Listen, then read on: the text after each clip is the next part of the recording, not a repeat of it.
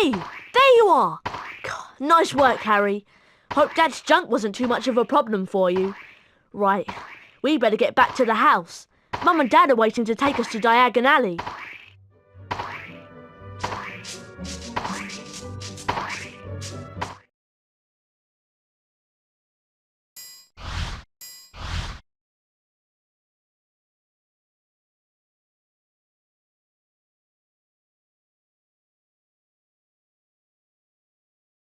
As you've never travelled by flue powder before, you need to know a few things.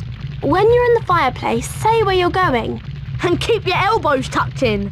Mind you get out at the right fireplace. Are you sure this is safe? Piece of cake! Diagon Alley!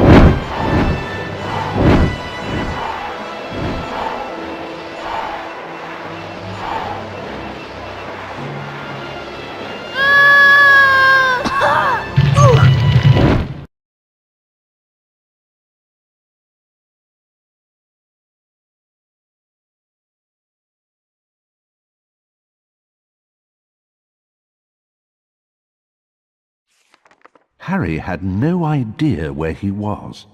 All he could tell was that he wasn't in Diagon Alley. Evil-looking masks stared down from the wall, and rusty, spiked instruments hung from the ceiling. The sooner I get out of here, the better. Harry heard a noise from the door nearby, and two blurry shapes appeared on the other side of the glass. Harry looked quickly around and spotted a large black cabinet. He shot inside it and pulled the doors closed, leaving a small crack to peer through.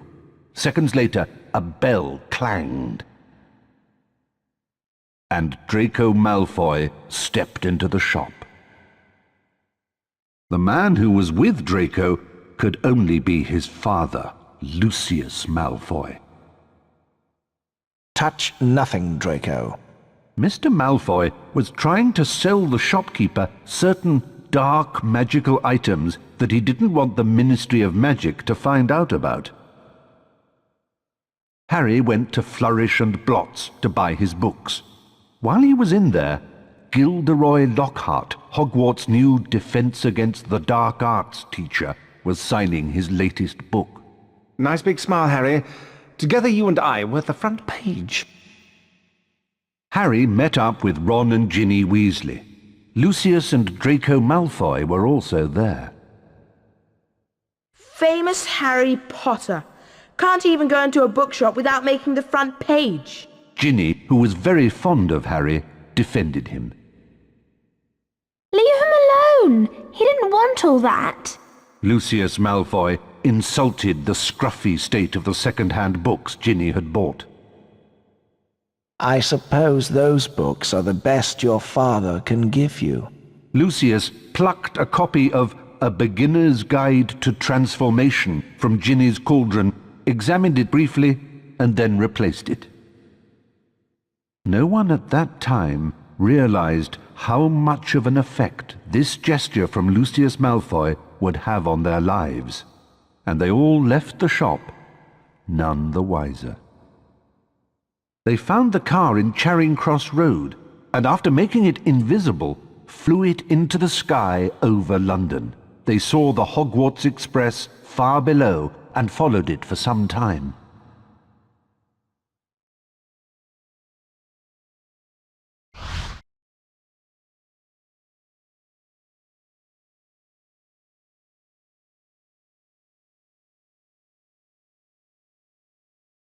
Looks like we've lost the train. Let's check out that tunnel.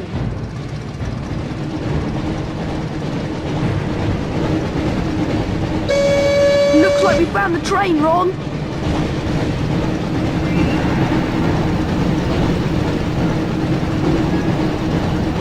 Try not to scratch the paintwork or my dad will kill me.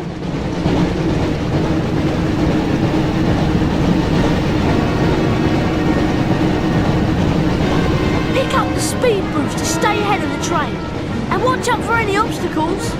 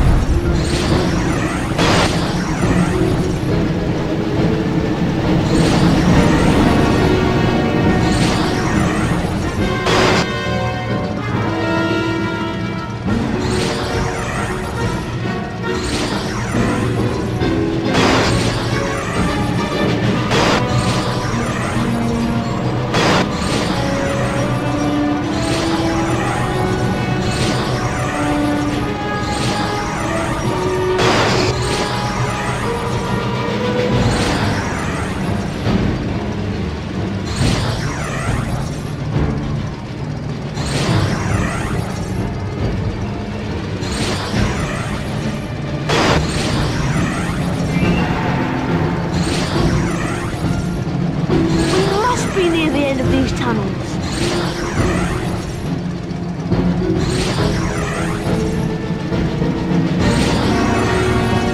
Keep going, Harry. We've got to reach the end of the tunnel soon.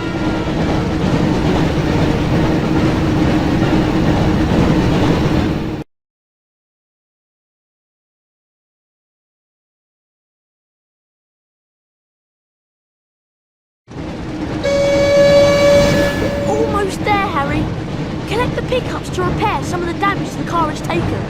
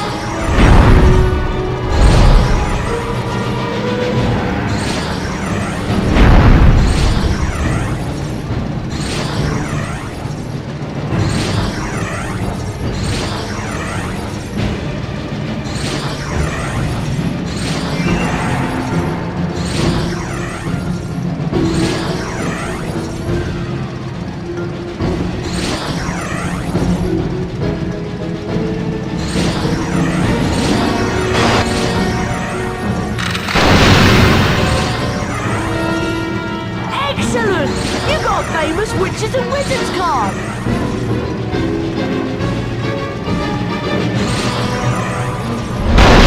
Almost there, Harry!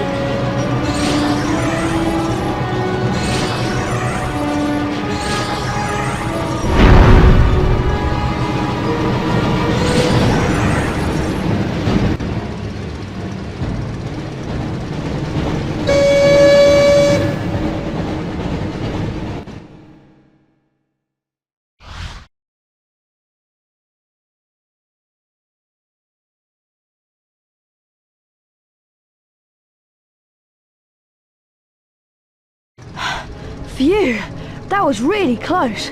I didn't think we'd make it out of the tunnel. Excellent, Harry. That is Hogwarts.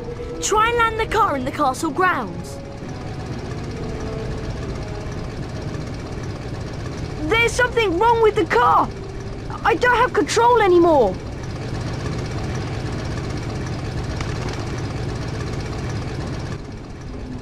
Mind that tree!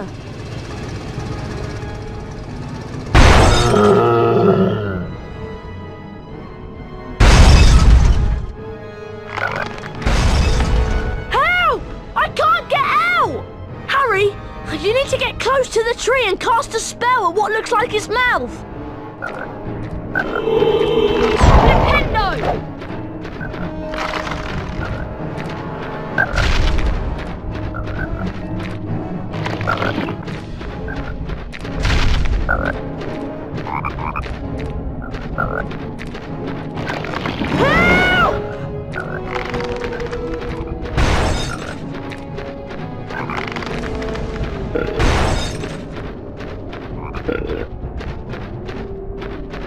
Shoot it in the mouth, Harry! Nintendo! Nintendo! Charge up your cheeks before moving close to the tree, Harry! Charge up your cheeks before moving close to the tree, Harry! Charge up your cheeks before moving close to the tree, Harry!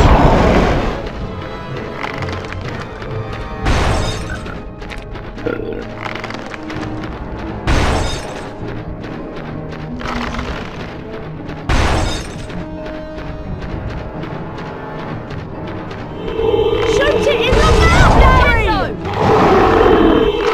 Nintendo! Nintendo! Help!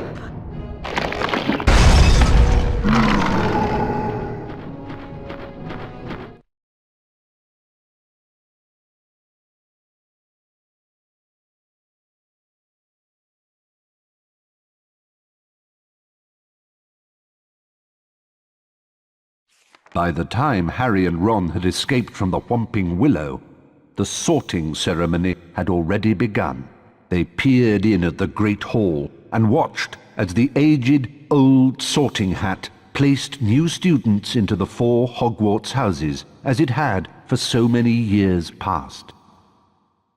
Harry remembered putting the sorting hat on a year ago, and for a few horrible seconds he had feared the hat was going to put him into Slytherin, along with Draco Malfoy.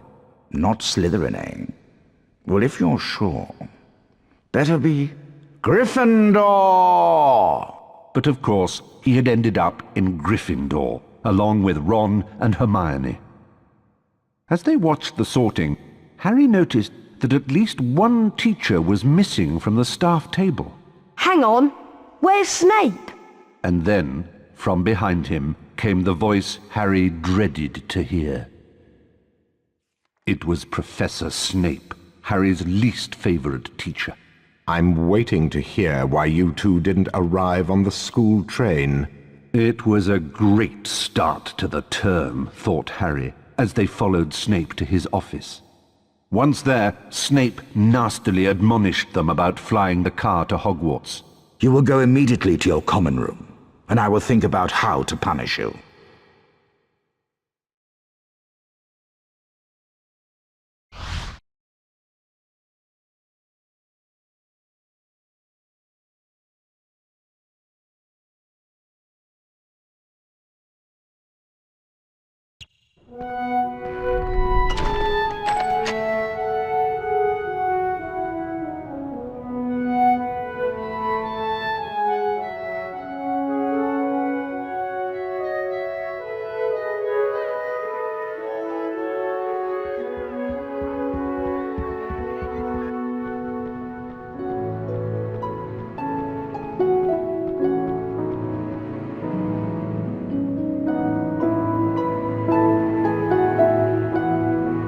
Can you believe our luck? Fred and George must have flown that car 5 or 6 times, and they never had an accident. I really thought we'd get expelled for sure. Come on, Ron, let's go to the Gryffindor common room. Do you think you can remember the way? No problem. Follow me.